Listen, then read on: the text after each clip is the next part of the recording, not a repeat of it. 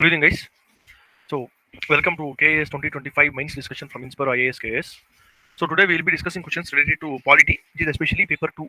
The question here, if you look at this, the first question which they're asking is the recent controversies around restrictions on free speech highlight the challenge in balancing individual freedom with national security.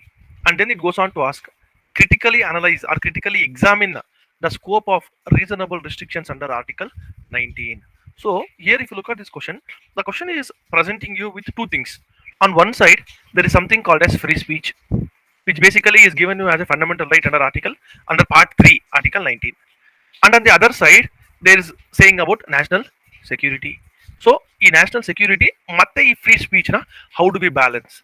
And then they are asking you or they are adding you one more line which says the recent controversies around the restrictions. So, ಈ question on the moment we see this question, we should be able to identify at least 2 to 3 parts. If not to 3, at least 2 parts we should identify. So the question is the recent controversy. So say for example, we have what is called as hate speech. We have what is called as the cancel culture. Someone says something, you are going to say like, okay, this is bad. I'm going to cancel this artist. Or if that artist performs in my state or in my region, I'm going to oppose that one. So here the free speech of the artist versus the national security or disturbing the social harmony, etc., or anti-government criticism. So if I'm against the government, am I against the country? So can anti-government criticism be taken or construed as anti-national? So these are the recent controversies which are there in the news. So the recent controversies, and to this one, they are imposing reasonable restrictions, or they are imposing some restrictions which they see as a threat to the national security. So now, how do we balance this one? That is the first part of the question. The second part of the question goes on to say critically examine the scope of reasonable restrictions. So there are fundamental rights, as we all know. They are not absolute. They are not absolute. They are not unrestricted anta illa. They can be restricted via legislature. So now the question demand should be like this, or your approach to answer this question should be like the fundamental rights under part 3 of Indian Constitution provide with freedom of speech and expression. So freedom of speech and expression is guaranteed under Indian Constitution for what? For free speech, for expressing the views, etc.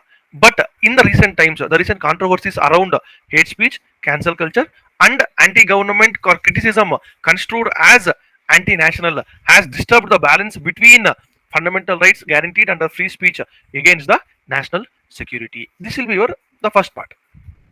Then when you go to the second part anta tagondre, here comes the next part which is like reasonable restrictions anta keltidare. So the keyword here is reasonable. So here you have to explain that the fundamental rights kottidare and they can be restricted, but the restriction cannot be according to the whims and fancies of the government. It does not give the power to impose restrictions is not unrestricted. The legislature or the executive does not have a free hand or the free will. On the arbitrary they cannot impose restrictions. So these restrictions ಏನಿದೆ, they should not be arbitrary. They should not be arbitrary. They should not be excessive. They should not be disproportionate. They should not be disproportionate. And they can be imposed only on those conditions which are given under Article 19 itself. Article 19 itself gives us certain conditions which the government or the legislature can use to impose these reasonable restrictions. And what are those conditions which they are giving? Security of the state and sovereignty and integrity of the country, or friendly relationship foreign states, public order, decency, morality, defamation, national security, public order, decency, etc. But here reasonable restrictions under Article 19, everything is being covered, but the keyword that they are asking here is national security. So if you look at national security, out of all the reasonable restrictions that have been provided in Article 19, two things stand out. So what is the first one? Security of the state and the sovereignty and integrity of India. 19 1 ಅಲ್ಲಿ ಬರುತ್ತೆ ಇದು. 19 subclause ಏನಿದೆ, 2 within subclause 1. No need to mention all those details. You can simply say the freedom of speech and expression can be restricted in relation to the state of the security of the state and sovereignty. So security and sovereignty ಇದ್ರ ಮೇಲೆ ಮಾಡಬಹುದು. And then secondly, friendly relations with the nations. So ಇವಿಷ್ಟು it comes under national security. Now one more thing that they have asked here is critically examine. So critically examine the scope of reasonable restrictions. So here we are critically examining and saying that yes, they can be imposed, but they cannot be imposed in such a way that they become arbitrary, excessive and disproportionate. So the introduction ಏನಿರುತ್ತೆ, so if I have to conclude this answer ಅಂತ ತಗೊಂಡ್ರೆ my answer would go like, introduction of the answer would be saying that fundamental rights part 3 article 19, freedom of speech and expression guaranteed to all the citizens or only to the citizens of the country. Next I have to link this one to recent controversies like hate speech irbodu illa cancel culture irbodu, or many of the shows which were there where the recent comments were made where freedom of speech versus a decency morality ಬಂದಿದಿರಬಹುದು, or as I said earlier, the anti-government stand that we take can it be construed as a anti-national. ಇದು introduction ಗೂ a body of the answer ಗೂ link ಮಾಡ್ತೀವಿ. Then we'll go on to say, though the article 19 is provided freedom of speech and expression, it is not absolute. So I absolute ಅಲ್ಲ ಅಂತ ತಗೊಂಬಂದು I am going to bring in my reasonable restrictions. So here I'm going to explain reasonable restrictions and go on to say the reasonable restriction should not be arbitrary, excessive and disproportionate.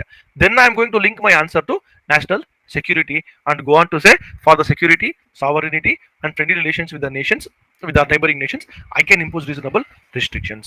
So with this, then we'll conclude our answer by saying that free speech and criticisms are the bedrock of democracy.